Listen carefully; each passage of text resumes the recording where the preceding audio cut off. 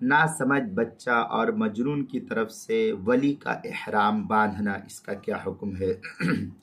چنانچہ جو بچہ بالکل ناسمجھ ہو یا جو شخص پاگل اور مجنون ہو تو ان دونوں کی طرف سے اگر ان کا ولی باپ وغیرہ، باپ بھائی یا جو کوئی بھی ان کے ولی ہے، وہ اگر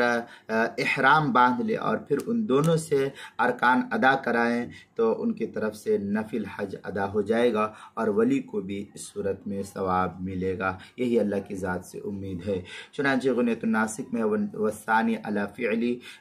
فعل الولی کی ویقع نفلا لہما ولابویہما اجر التسببی، یہ غنیۃ الناسک کی عبارت ہے، صفحہ 13۔ اسی کا ہم مثل عبارت جو ہے فتاوی شامی جو زکریا بک ڈپو دیوبند کا ہندی نسخہ ہے، اس کی تیسری جلد صفحہ 457، منحت الخالق جو البحر الرائق کے حاشیے پر ہے جو زکریا بک ڈپو دیوبند کا ہندی نسخہ، اس کی دوسری جلد صفحہ 555، کتاب المسائل